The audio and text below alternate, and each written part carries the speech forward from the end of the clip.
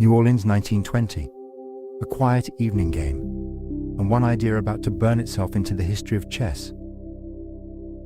On the white side, Edwin Adams, a local player and a patron of the game in his city. Across from him, a young talent from Mexico named Carlos Torre. If a quiet game like this is how you'd like to fall asleep, take a moment to subscribe. There's a new one each week. Torre was still early in his story then. In time, he would become Mexico's first great master. But on this night, it is Adams who finds the immortal thread.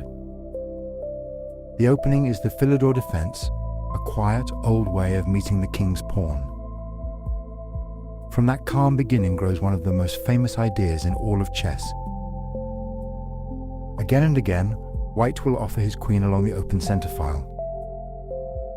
And again, the offer cannot be taken.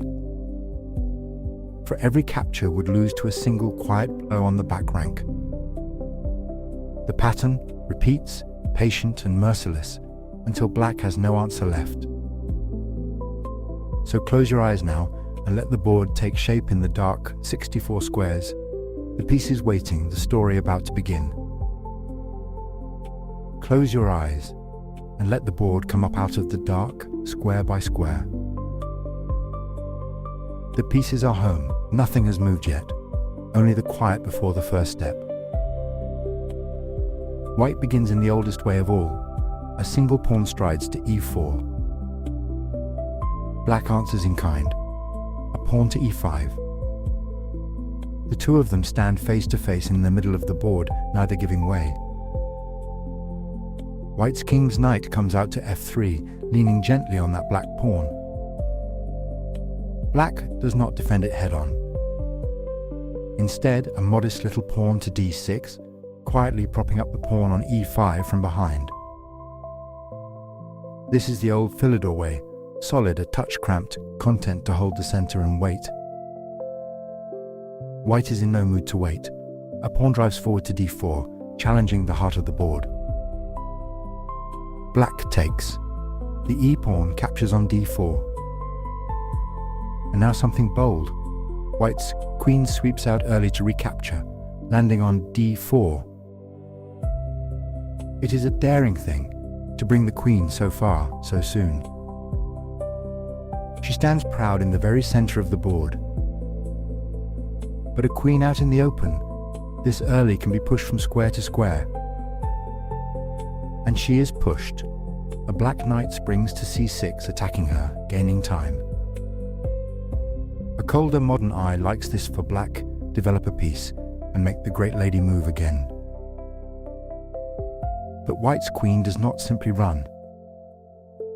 A bishop slides all the way to b5, pinning that knight against the king on e8.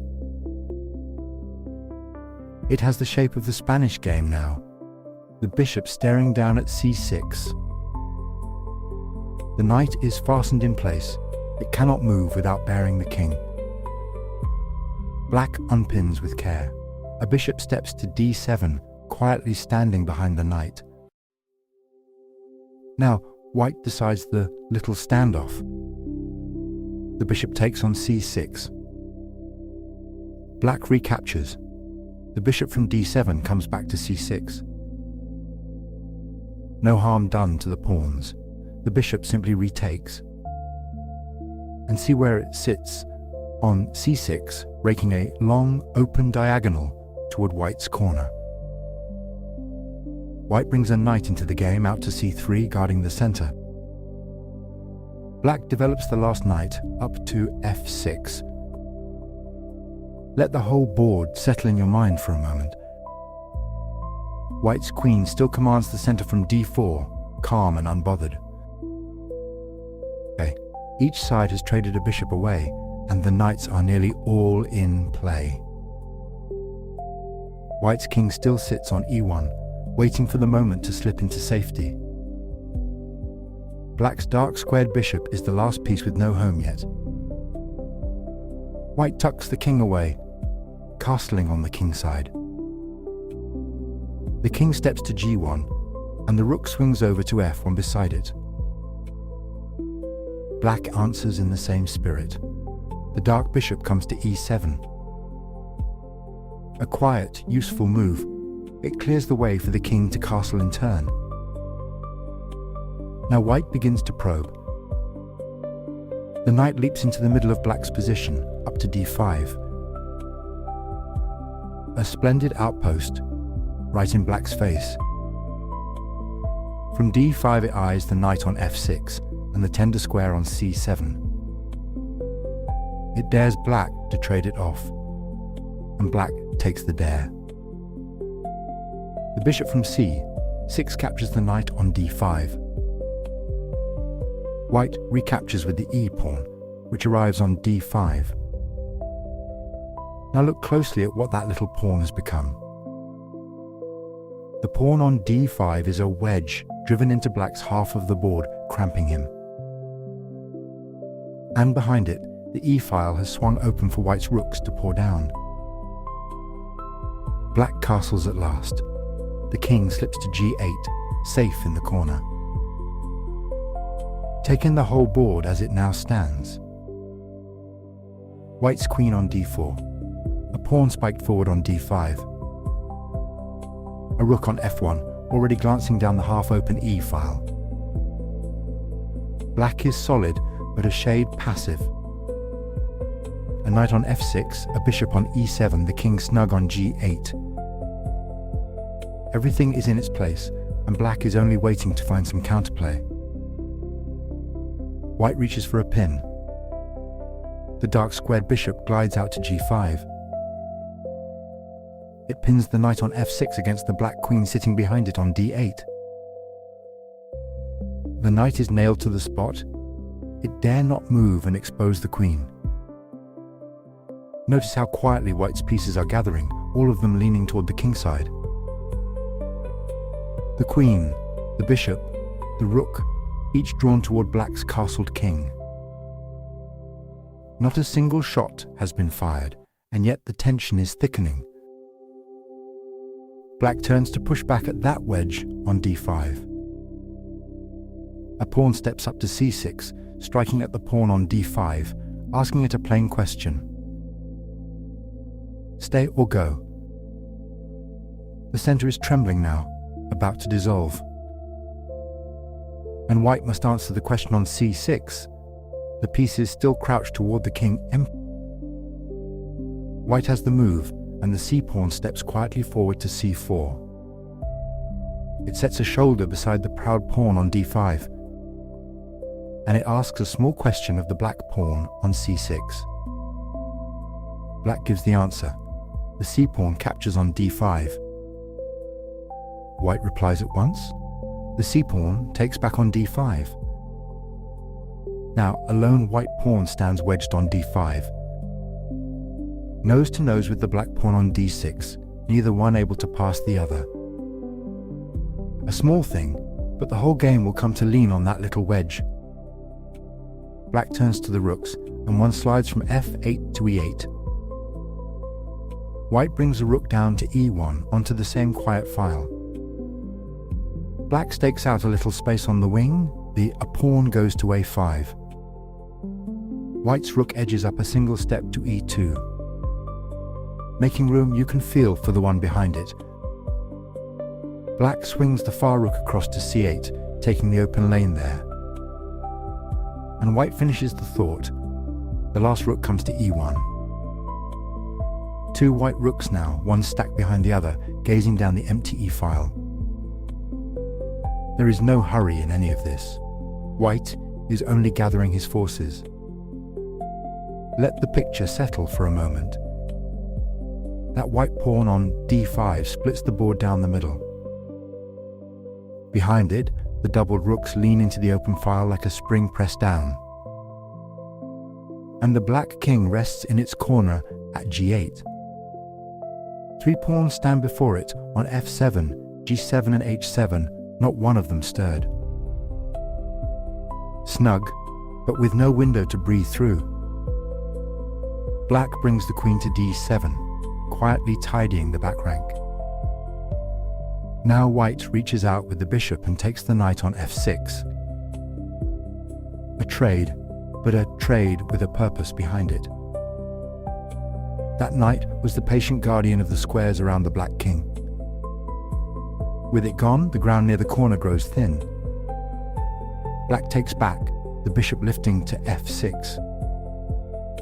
The bishop stands where the knight stood. But a bishop cannot watch those near dark squares the way a knight could. Something has changed, only a little, and only close to the king. White lifts the queen and glides her out to g4. From there she looks two ways at once. Down one diagonal toward the Black Queen, and outward toward the sleeping king. Black will not simply wait. The queen darts out to b5. She leans on the pawn at b2, brushes the rook on e2, and eyes the wedge at d5, all in a single breath. White answers softly, sliding the queen back to c4. She shields the d5 pawn and sits face to face with the Black Queen, offering a trade. But Black has no wish to swap. The queen slips home to d7. Back and forth they circle, the two queens, neither quite willing to touch. And here White finds a door left open. The queen steps forward to c7. Deep on the 7th rank now, resting against the pawn on b7. It is the smallest of steps, and the most dangerous, a queen behind the lines. Black edges the queen aside once more, back to b5. White prods at her with a pawn, a 2 to a4. A quiet question, where will she go? Black takes the gift. The queen captures on a4. A pawn to the good, but so far from her own king. It is the kind of pawn that looks free, and is not. And now White uncoils the spring. The forward rook lifts off the file and climbs to e4. A rook, lift. Sideways now, ready to swing across toward the corner. Looking back with a colder, modern eye, this is the very strongest path. And it is easy to feel why. Every white piece has begun to lean the same way, toward the king in the corner. The Black Queen hurries home again, back to b5, hoping to guard from a distance. But she is one piece, and the distance is long. Hold the whole board in your mind now, before the last stroke. The Black King in its corner at g8, walled in by its own pawns on f7, g7 and h7. Not one of them moved to cut an escape hatch. Facing that corner, the two white rooks own the open e-file. And one of them hangs out on e4, ready to slide across the board. The white pawn still stands proud on d5, the knight waiting quietly on f3. And deepest of all, the white queen sits on c7, at the very back of Black's house. Black's own queen is away on b5. The two black rooks stand on c8 and e8, the bishop on f6. Brave pieces, every one, and every one a step too slow. All that white owns points toward the corner, all that black owns points the other way. White has the move. The queen sweeps along the 7th rank and crashes onto b7, taking the pawn. She has reached the very heart of the black position. From b7 she stares straight down the open file at the Black Queen, and across the light squares at the lonely rook marooned in the corner on c8. Behind her, the doubled rook still burned down the e-file. Toward a king with no square to run to, and no air to breathe. The 7th rank is torn wide open. The back rank has no window. And the defenders are scattered to the wrong side of the board. And still Black cannot bring a single piece back in time to matter. There is no net he can stretch across that gap. The queen's long patient walk to c7 and now to b7 is complete.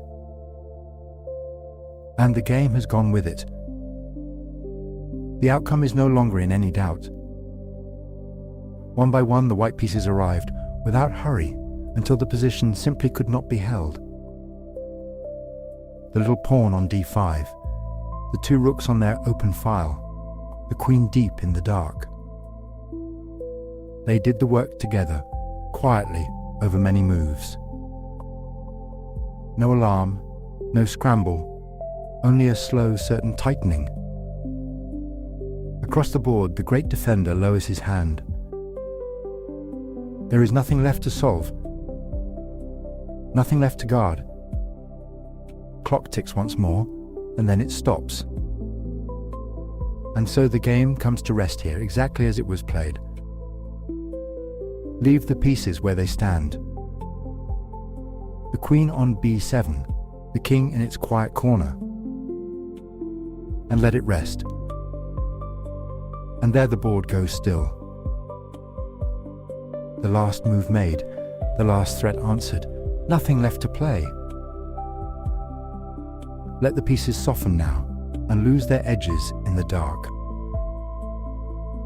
The kings, the pawns, the long diagonals, all of it dissolving, quietly into the black behind your eyes. There is nothing more to follow. It is finished, and it was beautiful. You can let the whole board go now. No more squares to hold, no more lines to trace. Just the warmth of the dark and the slow tide of your own breathing. Sleep well. The game will keep until another night. Good night.